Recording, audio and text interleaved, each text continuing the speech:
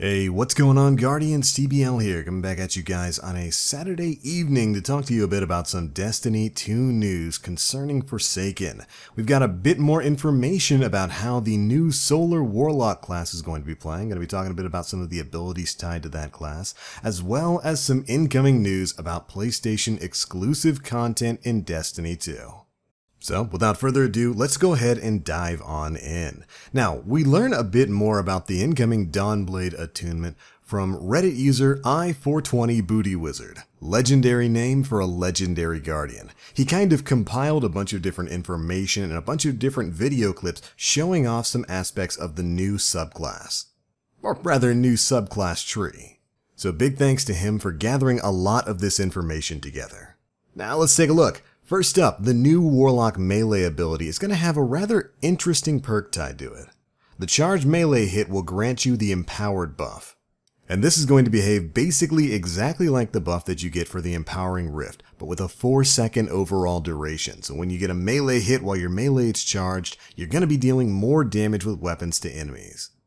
As you can see in the video clip here, the Warlock jumps forward, lands a charged melee against the Centurion, and gets the Empowered buff. Now what's interesting here is that the Empowered buff actually doesn't increase melee damage. It increases weapon damage, but not melee, so you're going to have to fall back and use your guns there. But it does burn the targets, which will cause a short period of dot damage to be applied to the target. But overall, it's not bad. Being able to have that extra empowering buff kind of sitting in your pocket that activates on a charged melee hit, that's not too bad of an ability at all. I can certainly see a lot of utility for that. Now, let's move on to the grenade. There's been a lot of fanfare in the community about the possibility of a healing grenade within Destiny 2, and we finally got one with this new Dawnblade subtree. With this new attunement, you'll be able to hold and charge your grenade just like the attunement of Chaos Voidwalkers can, but it doesn't cost you any super energy. Then, once fully charged and thrown, your grenade will create a sphere of light that will stay for about 4 seconds. And you or any ally that's near this sphere of light will get an instant overshield and regenerate your health, which will be indicated by the new Candescent Grace buff. So as you can see here, the Warlock charges it up, and when you toss it on the ground, the sphere of light rises forward and it lasts for about 7 to maybe 8 seconds. Meaning that in addition to a Warlock's Rift now, you can also have even more mobile healing on the spot. Say you're in a tough spot, not much cover in the middle of a Nightfall boss fight against Brachion, you can just kind of charge up that grenade, toss it down, boom, everyone's got an extra overshield and some instant health regeneration. There's absolutely tons of utility there. Next, this subtree gets a new buff called Hearth Keeper, which will activate when an ally receives the Grace Overshield and then steps into your Rift, or is nearby when you hit something with a charged melee. This buff causes your grenade, melee, and Rift cooldowns to recharge rapidly, and will last for about 5 seconds overall. And you can see it there in the same clip with the Warlock charging and throwing the grenade. You'll notice when the ally walks into the sphere of light, you get the Hearth Keeper perk and your grenade instantly starts recharging even faster. I really like this. It gives you even more incentive to help your teammates out. Play that role of the medic. When you see somebody in danger, charge up that grenade, toss it back on them, and you'll start getting your other cooldowns back even faster. It's a great way to lean into the overall theme of the subclass. And the effect also looks pretty pronounced. We see it in a melee clip here, where you actually get more than half of your bar charge back by the time the Hearth Keeper perk goes away. So it's looking like this is going to be overall a very powerful option for keeping your cooldowns in check. Since there's virtually never going to be a time in which your teammates aren't going to need healing, you're always going to be utilizing this ability, healing your teammates while also giving yourself back your melee, your rift, and even your grenade energy.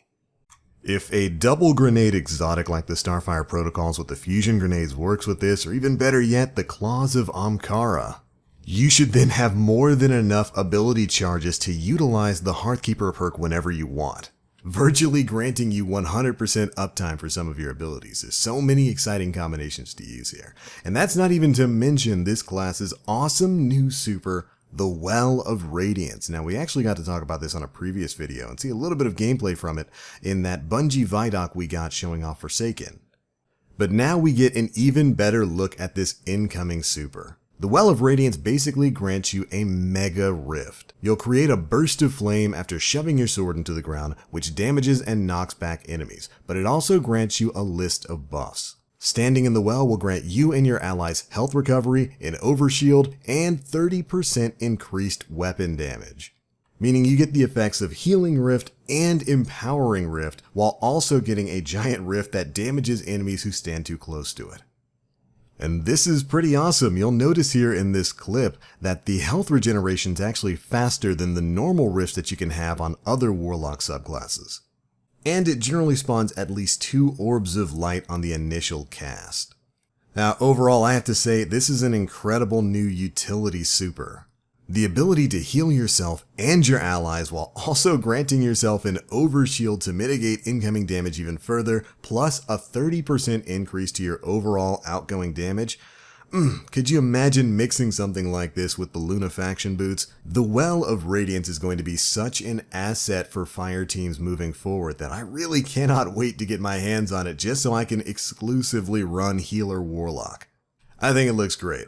The greater focus on utility, the ability to heal your allies virtually on tap, while also granting a buff to yourself to allow you to get your melee, your rift, and your grenade back even faster. This class looks like it's going to have absolutely fantastic neutral game, especially for PvE.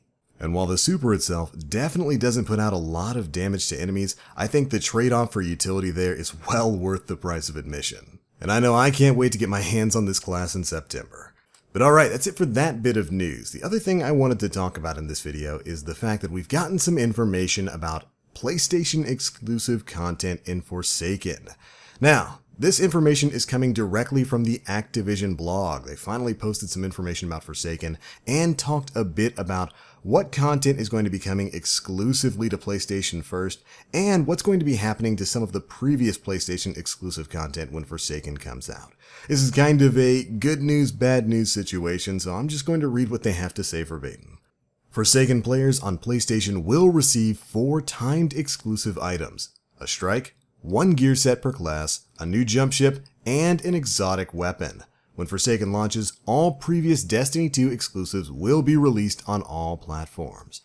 So there we go. The short of it is basically there's going to be more PlayStation exclusive content coming, which really shouldn't come as a surprise. It's still not good. I'm never a fan of any console-based exclusivity when it comes to in-game content. I think Destiny's had that for way too long. But there will be the usual: a PlayStation exclusive strike, 1 set of legendary gear that you'll only be able to get on PlayStation, a new jump ship, and an exotic weapon. Now, these are timed exclusives, so they will eventually be made available for everyone. Now, of course, what's interesting there is the exotic weapon. It looks like we might have another Hawkmoon situation on our hands. And I don't actually believe they've revealed what exactly that exotic weapon is going to be. It's important to not get this PlayStation exclusive stuff mixed in with some of the other pre-order bonuses that are going to be coming with Forsaken.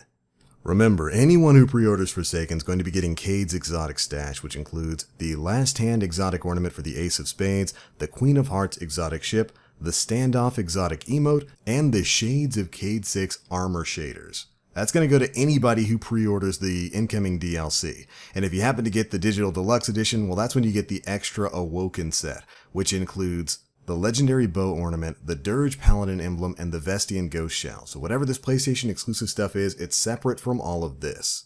And honestly, like I said before, isn't that much of a surprise. Bungie's been doing this basically with every big expansion release since Destiny came out. I still don't like it though. I'm not a fan of punishing players by withholding content from them because they bought the game on the wrong platform. Always leaves a bad taste in my mouth. But now for the good news, all of the previous PlayStation exclusive content is now making its way into the game for every player of Destiny 2. This includes a legendary armor set, the Lake of Shadows strike, the Borealis exotic sniper rifle, the City Apex legendary ship, 2 Crucible maps in Wormhaven and Retribution, and finally, of course, the new strike introduced during Warmind, the Insight Terminus. All of that content is being added into the game for all non-PlayStation players when Forsaken goes live. But alright Guardians, there we go. That is it for everything I wanted to cover in this video. I think the new Warlock subtree looks great, and I'm very happy to hear about some of that PlayStation exclusive content finally making its way into the game for non-PlayStation platforms. Although I'm still not a fan at all of the console-based exclusivity. But anyways, those are my thoughts. Be sure to leave me yours down in the comment section below. And if you enjoyed the video, feel free to drop a like. Make sure you subscribe and hit that notification bell to stay up to date with all the latest stuff we're putting out. But alright, I'm out for now. Thank you all so much for watching. And as always, I am the Black Link. You Guardians, stay frosty.